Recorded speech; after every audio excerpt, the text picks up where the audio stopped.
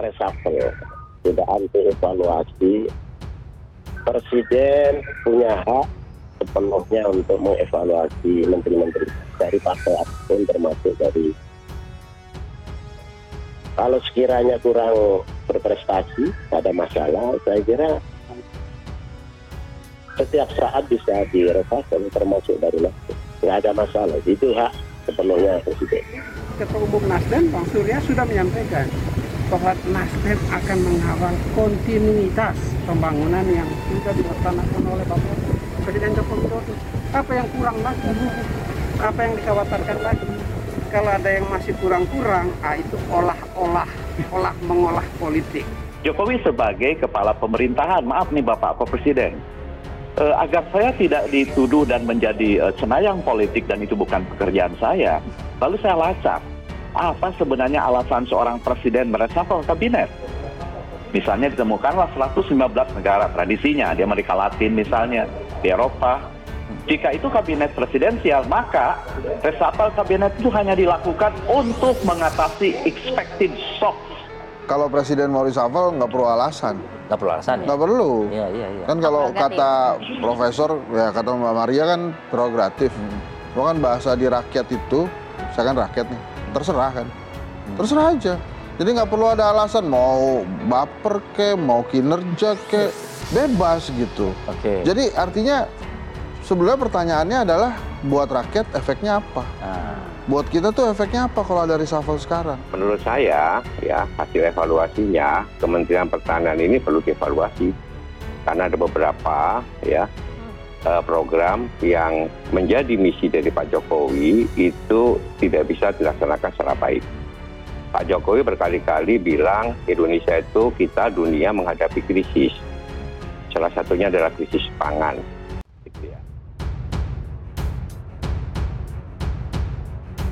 Isu reshuffle menguat, Nasdem tegaskan tak akan lepas dukung Jokowi. Sekjen Partai Nasdem Johnny G. Plate menegaskan tak akan melepaskan diri dari koalisi pemerintahan Jokowi Ma'ruf Amin di tengah isu reshuffle kabinet menguat. Plate mengatakan langkah reshuffle kabinet merupakan sepenuhnya hak prerogatif Presiden. Piala mengungkit pernyataan Ketua Umum Nasdem Surya Paloh yang memastikan akan tetap bersama koalisi pemerintahan Jokowi. Meskipun pos menteri dari partainya di reshuffle, dia menyebut Nasdem akan terus konsisten menjaga pembangunan bersama Jokowi. Lebih lanjut, Plate mengatakan pihaknya bakal memastikan keberhasilan kabinet Jokowi hingga masa jabatan berakhir di 2024. Airlangga ungkap hasil pertemuan dengan PKB hingga PAN. 8 parpol tolak pemilu proporsional tertutup. Sebanyak 8 partai politik di Indonesia sepakat untuk menolak wacana sistem pemilu proporsional tertutup Minggu 8 Januari 2023. Keputusan tersebut disampaikan setelah elit partai politik mengadakan pertemuan di Hotel Dharma Wangsa, Kebayoran Baru, Jakarta Selatan pada minggu ini. Adapun para elit parpol yang hadir, Ketua Umum Partai Golkar Airlangga Hartarto, Ketua Umum PAM Zulkifli Hasan, Ketua Umum PKB Muhaimin Iskandar, Ketua Umum Partai Demokrat Agus Harimurti Yudhoyono, Presiden PKS Ahmad Saiku. Kemudian, Wakil Ketua Umum PPP Amir Uskara, Sekjen Partai Nasdem Johnny G. Plate, dan Wakil Ketua Umum Partai Nasdem Ahmad Ali. Sementara itu, dari pihak Gerindra tak menghadiri pertemuan, tapi sudah berkomunikasi dengan sejumlah elit parpol dan menyatakan sikapnya. Berdasarkan hasil pertemuan tersebut, Ketum Golkar Airlangga Hartarto menyampaikan pihaknya bersama 7 parpol lainnya menolak sistem pemilihan umum proporsional tertutup. Menurut Airlangga, 8 parpol yang sepakat ini memiliki komitmen untuk menjaga kemajuan demokrasi di Indonesia yang telah dijalankan sejak era reformasi. Kemudian Airlangga menyebut sistem pemilu dengan proporsional terbuka merupakan pilihan tepat dan telah sesuai dengan putusan Mahkamah Konstitusi pada 23 Desember 2008. Lebih lanjut, Airlangga kembali membacakan sikap parpol terhadap wacana pemilu proporsional tertutup. Sebelumnya, Ketua KPU Hasyim Asy'ari menyebut ada kemungkinan pemilu 2024 menggunakan sistem proporsional tertutup. Hasyim mengatakan aturan terkait sistem pemilihan sedang disidangkan di MK.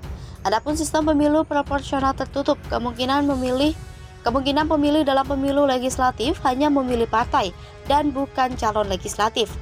Sistem itu berbeda dengan proporsional terbuka yang saat ini berlaku, di mana masyarakat bisa memilih para kandidat calon legislatif dilansir Kompas TV. Ketua Umum Partai Gerindra Prabowo Subianto mengatakan partainya mendukung sistem proporsional terbuka dalam pemilihan umum atau pemilu 2024.